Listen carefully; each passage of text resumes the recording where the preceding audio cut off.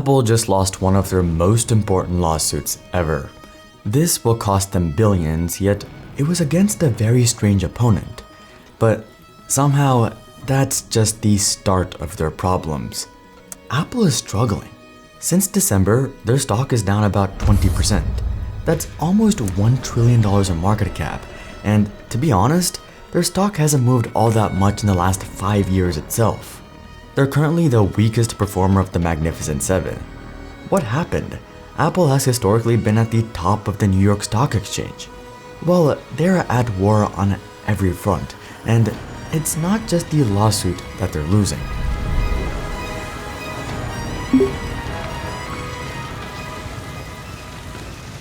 It all began in August 2020 with one small update, and strangest of all, it was in Fortnite, which, if you're not familiar, is one of the biggest games in the world. Epic Games added a new payment option to Fortnite on iOS, a direct pay system outside the app with a 20% discount. Apple immediately removed Fortnite from the App Store, and Epic then sued Apple that very day. Why did Epic offer a discount, and why did Apple ban Fortnite, and why was Epic ready to take Apple to the court the very next day? As it turns out, this was all part of the plan. Let's take a step back. Apple takes a cut from all app purchases, be it paid apps or in-app purchases. For most, this is 30%, and 15% for developers making under $1 million a year. But these purchases had to be in the iOS app. No buttons or links could direct users to make purchases elsewhere, as Apple didn't want anyone to work around their 30% cut. This is why some subscriptions like Patreon were more expensive in iOS. They own the App Store and they got a huge amount of all revenue just for running the store. No one was a huge fan of this, but it was just the way things were. That brings us to Epic Games and its founder, Tim Sweeney. Epic Games, despite being a $30 billion company, was the underdog. It was a David and Goliath situation against the $2 trillion Apple. But Epic wasn't a small player. Behind them are massive shareholders, Tencent, Walt Disney, and Sony. Why? Fortnite. The game needs no introduction. It makes billions of dollars from skins and crossovers of pretty much every popular IP and character ever made. DC Comics, Marvel, The Weeknd, Sabrina Carpenter, Star Wars, Halo, LeBron James, One Piece, etc. Epic was making billions from these crossovers, but then there was Apple. From Fortnite on iOS, they were taking 30% of everything. Spider-Man skin, Apple takes 30%. Battle Pass, Apple takes 30% for just hosting the app on the store. Tim wasn't a fan. Even as far back as 2015, Epic's founder Tim Sweeney had been publicly criticizing Apple for this. He believed it was an illegal monopoly. So Epic laid a trap. In 2019, Epic began pouring millions into lawyers and a PR firm. This was Project Liberty. They were preparing for war. Then Epic rolled out the update. Apple took the bait and removed Fortnite, and that very day, Epic filed a lawsuit. Apple's conduct has caused and continues to cause Epic financial harm. Epic is not bringing this case to recover these damages. Epic is not seeking any monetary damages. Instead, Epic seeks to end Apple's dominance over key technology markets, open up the space for progress and ingenuity, and ensure that Apple's mobile devices are open to the same competition as Apple's personal computers. Tim Sweeney wanted to take down Apple's monopoly, but things didn't play out as he hoped. On September 10, 2021, the judge ruled in favor of Apple. They were not found to be a monopoly, but restricting external payments violated California's unfair competition law. Apple was ordered to allow out-of-app purchases and could not prevent apps from communicating to users about them. But Apple wasn't about to give up just yet.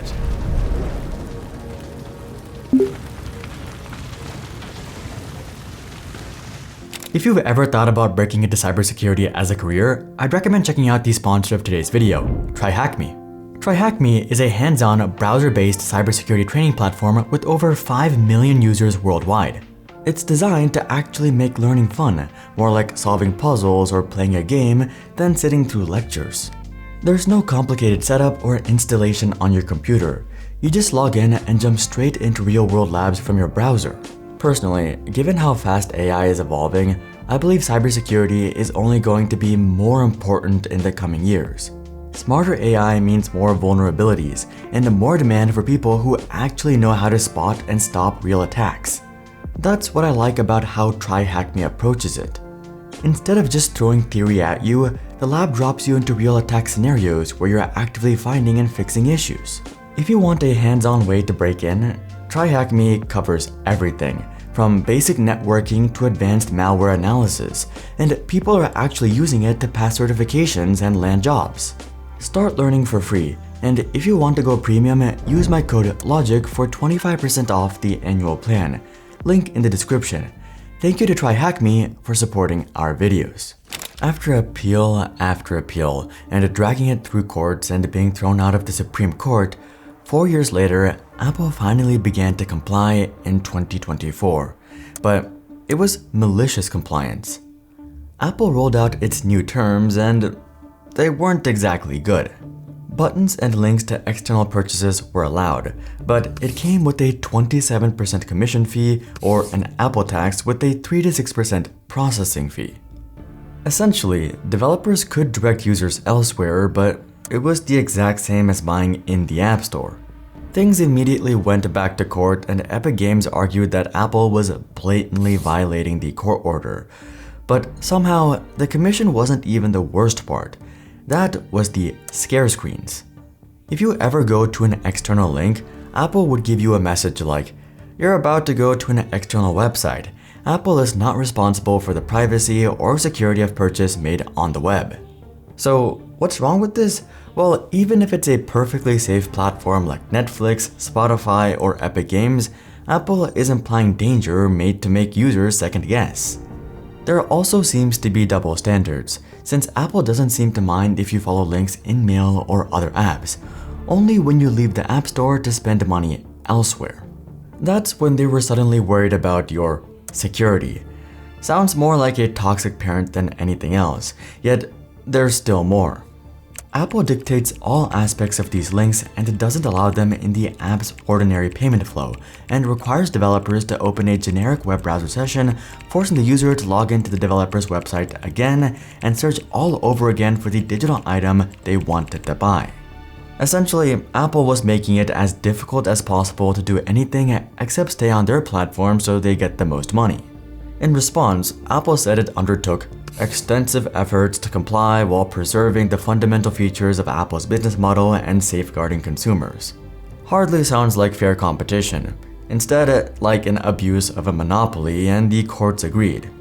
District Judge Yvonne Gonzalez-Rogers didn't hold back. 1. The court found that Apple's 30% commission allowed it to reap super competitive operating margins and was not tied to the value of its intellectual property, and thus was anti-competitive. Apple's response charged a 27% commission on off-app purchases where it had previously charged nothing. 2. The court had prohibited Apple from denying developers the ability to communicate with and direct consumers to other purchasing mechanisms. Apple's response imposed new barriers and requirements to increase friction and breakage rates with full-page scare screens, static URLs, and generic statements. But here's where it gets really good.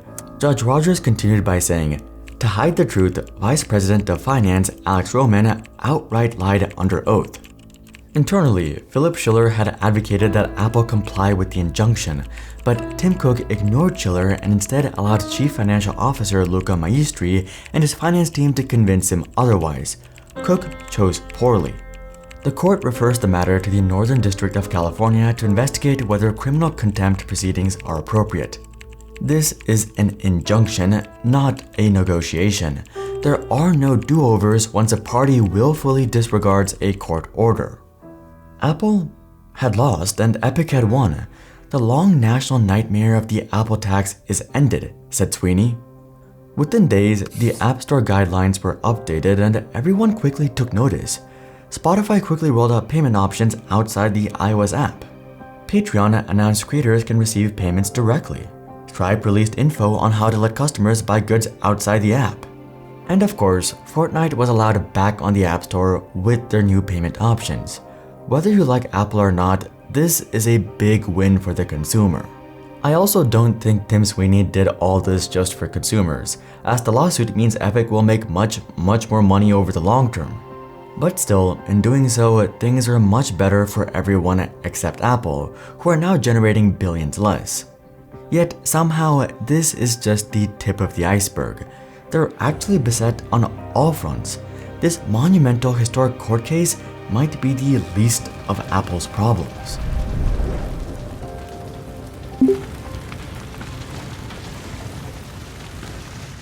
Over the years, we racked up 160 million views. Yet, somehow, we still haven't reached 1 million subscribers. That conversion rate is even worse than Apple losing this lawsuit. My dream is to reach 1 million subscribers by the end of this year, and if you subscribe right now, we can actually make that dream a reality. Apple is trying to hold on to every bit of revenue they can, because globally, they're in big trouble. Much of that relates to China. Cook in 2023 revealed that over 95% of Apple's products are still manufactured and assembled in China. Apple isn't just reliant on China, they're entirely dependent on them. The screens are produced by LG and Samsung but assembled in China. Same thing with the processors, manufactured in Taiwan but assembled in China along with the cameras from Sony. Apple has over 1,600 factories in China. Over 5 million people are in some way employed by Apple and their manufacturing partner Foxconn. And it's obvious why. In 2001, when Apple first began their exodus to China, the average annual wage was about 9,333 yuan a year, or about 1,127 US dollars. In America, it was about $30,800 or almost 30 times higher. Not only was it cheaper, but also faster, with much of the manufacturing and logistics sites right next to each other. China welcomed Apple with open arms. Gigantic factories were built, roads were paved, housing for workers were constructed, even airports were built. I was around when they called up the local city and asked them to build another airport because we needed a larger airport to ship out more goods. China made Apple rich and vice versa, but now the costs are catching up. The cost of labor in China has risen. In 2023, it was more than double what it was in 2013. Citizens have gotten richer, more educated, and more skilled, and the salaries in Foxconn and other factories have gradually gone up. And young people in China today aren't so interested in low-cost repetitive factory work, and you can't really blame them. They have breakfast, they go to work, they work a solid shift, they come back to their dormitory, they sleep. It's a very dehumanizing place, and the workers are little more than the machines there. Also, Apple was once the biggest smartphone brand in China, but in 2024, they dropped all the way to third place and only have 15% market share after iPhone sales dropped over 18%, the largest drop they've seen in 8 years. Apple used to be seen as the most premium, high-quality products, but customers aren't buying it anymore. Local brands like Huawei and Vivo have caught up, offering high-quality phones for much cheaper. But that's not even the worst of it. With Trump in office, he began the trade war with China.